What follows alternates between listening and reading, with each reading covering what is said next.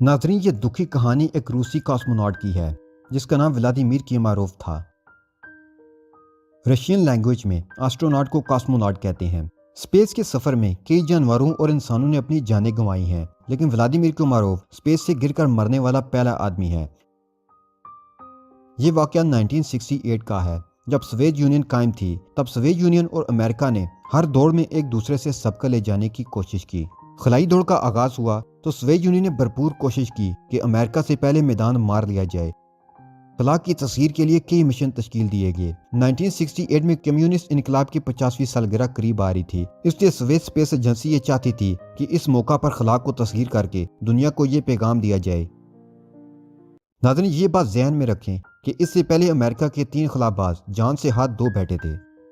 1967 جنوری میں جب امریکہ نے آؤٹر اسپیس ٹریٹی پر سائن کیے تھے، اسی دن زمینی ٹیسٹ کے دوران ان کے خلائی جہاز میں آگ لگنے سے 3 امریکی خلا باز ہلاک ہو گئے تھے۔ ہم سوویت اور امریکہ کی اس دوڑ کی بات کر رہے ہیں۔ سوویت انجینئرز نے اپنے 2 جہاز سویز 1 اور سویز 2 کو اسپیس میں بھیجنے کا پلان بنایا۔ سویز 1 کے لیے بدقسمت ولادیمیر کا انتخاب کیا گیا۔ اس کے بعد سویز 2 خلابازوں کے ساتھ بھیجنے کی تیاری میں تھا تاکہ چاند کی یاترا کی جا سکے۔ اس سب میں ایک ایسا انسان بھی تھا جو یہ جانتا تھا کہ ابھی یہ خلائی جہاز مکمل طور پر ریڈی نہیں ہے، اس میں کچھ ڈیفیکٹس ہیں۔ اس نے بہت کوشش کی کہ بدقسمت ولادیمیر کو اس مشن پر نہ بھیجا جائے۔ یہ ولادیمیر کا دوست یوری گیگرین تھا جو خلا میں جانے والا پہلا آدمی تھا، اور جب ولادیمیر مشن پر جانے کے لیے خلائی جہاز میں سوار ہوا تو گیگرین نے ہنگامہ برپا کیا، لیکن اس کا کوئی فائدہ نہ ہوا کیونکہ یہ مشن انسانی فلاح سے زیادہ سیاسی مقاصد کے لیے تھا۔ گیگرین کی یہ آخری کوشش بھی ناکام رہی۔ مسئلے لانچ کے فوراً بعد ہی شروع ہو گئے۔ ایک سولر پینل نے کام ہی نہیں کیا، پاور نیویگیشن اور تھرمل کنٹرول سسٹم بھی کام نہیں کر رہے تھے۔ اسپیس شٹل کا زمین سے رابطہ بھی ختم ہو چکا تھا اور جہاز بے قابو ہو گیا۔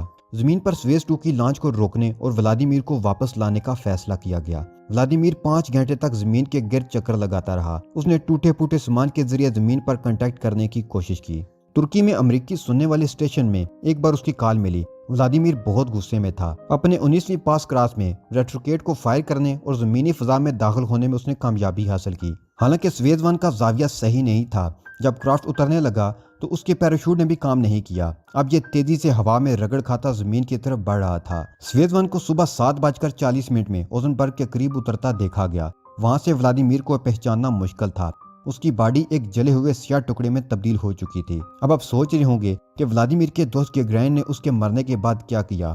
آپ کو یہ سن کر حیرانی ہوگی کہ گیگرین اور دیگر 50 انجینئرز نے مل کر 10 صفحات پر مشتمل میمو بنایا، جس میں بتایا گیا کہ اس خلائی مشن میں 203 غلطیاں تھیں جس پر ریسرچ ہونی چاہیے۔ لیکن ہوا یہ کہ آج سرکاری ریکارڈ سے یہ 10 صفحوں کا میمو غائب ہے۔ ولادیمیر کو نیشنل ہیرو بنا کر اس کی باقیات کو دفنا دیا گیا۔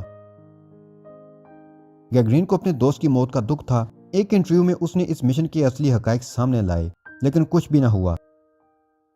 اس کے 1 سال بعد اپنی روٹین کی پرواز کے دوران اس کا طیارہ پراسرار طور پر تباہ ہو گیا اور گیگرین 33 سال کی کم عمری میں ہی مارا گیا۔